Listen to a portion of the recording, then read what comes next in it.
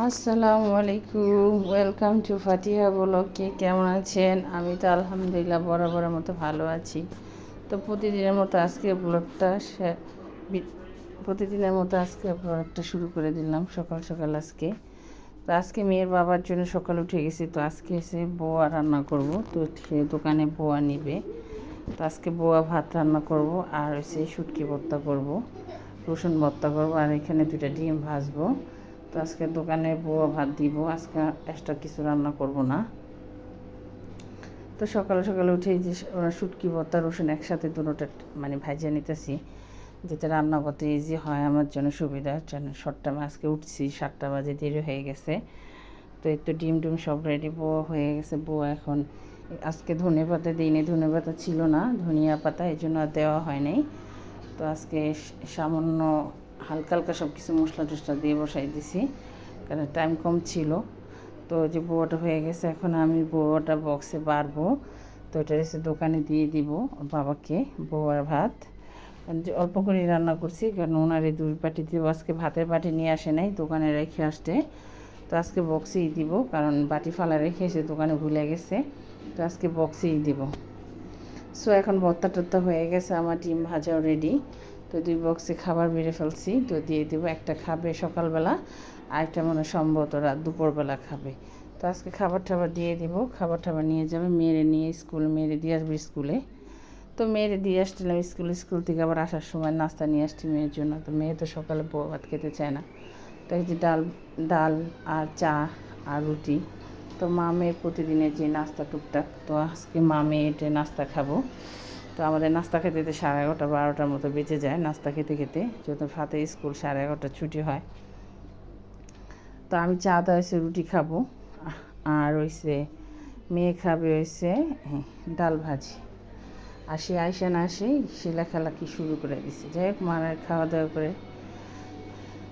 তো ওর বাবা কালকে রাত্রে অনেকগুলো ডিম নিয়ে আসছে, তো ডিমগুলো গুছাইতে পারি না, ধুইতে পারি না। তো সকাল উঠা এখন এগুলো ধুইতেছিলাম, ধুয়ে ঝরা দিয়ে আমি ওই ডিমটা ধুয়ে রাখি ফ্রিজে, যেহেতু ফ্রিজে ডিমে যে একটা ময়লা জীবাণু আছে, ওইটা ফ্রিজে খাবারের ভিতর হয়, এই জন্য ভালো ভালো কসলায় ধুয়ে ঝরা দিই।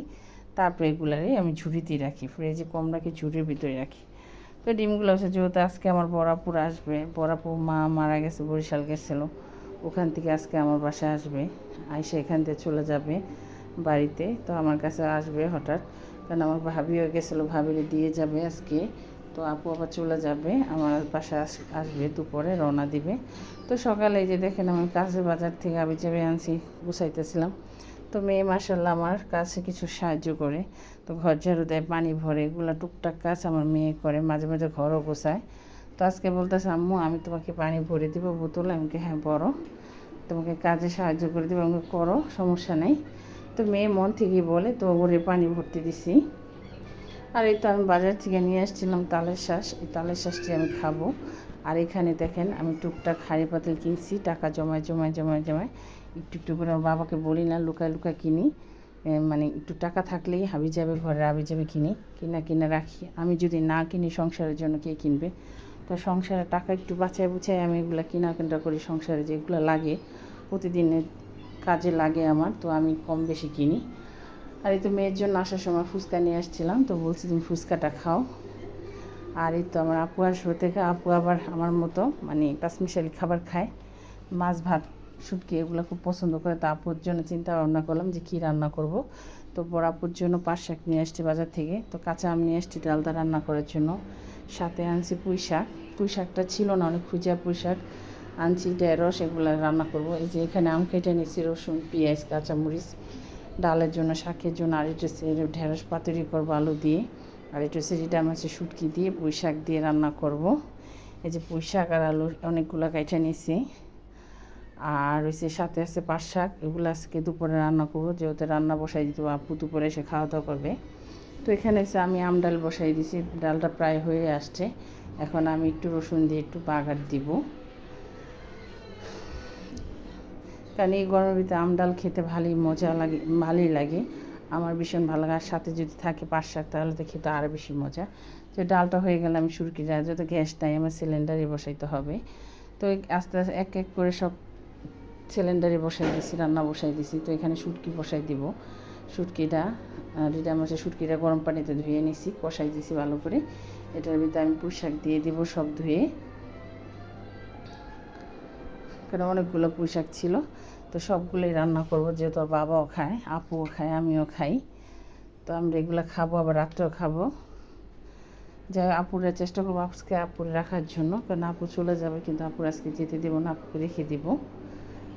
তার কারণ বড় আপু আমার বাসা খুব কম আসা হয় না, খুব কম আসা হয়। এই জন্য আজকে বলছে, বাবা বলছে আপুরে রেখে দিবা, আজকে যেতে দিবা না, কারণ আসা হয় না। আপু একা আসতেও পারে না, চিনা আসতে পারে না, একা ছাড়তেও ভয় লাগে তারে।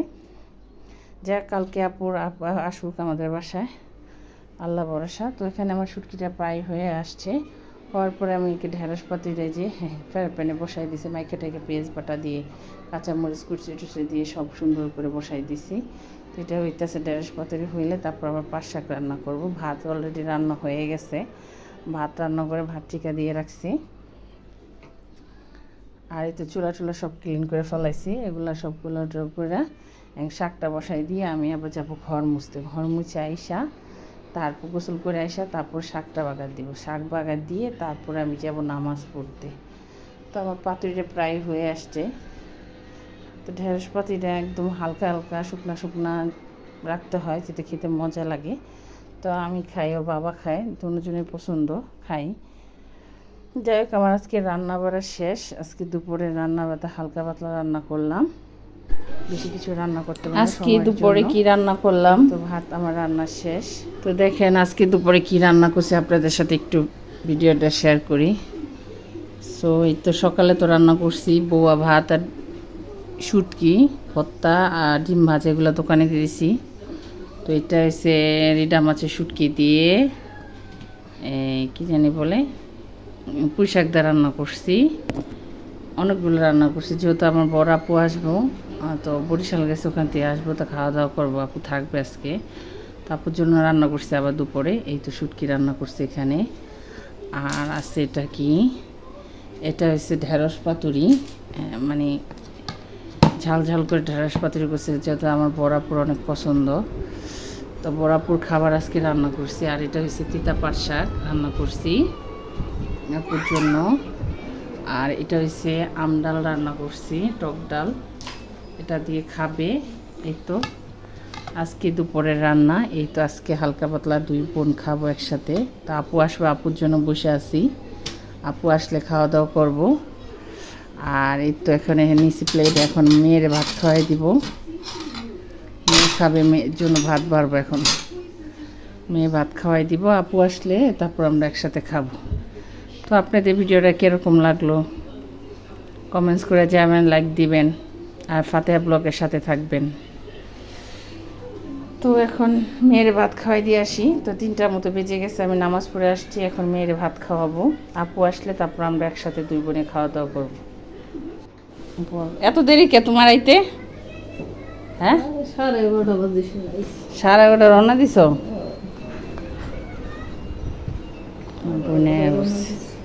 এটা কি আনছো? ফুল গাছ কার এগুলা? বেলি ফুল ভালোই হয়েছে, মার কবরে লাগাইবা? বেলি ফুল কবরে লাগায়?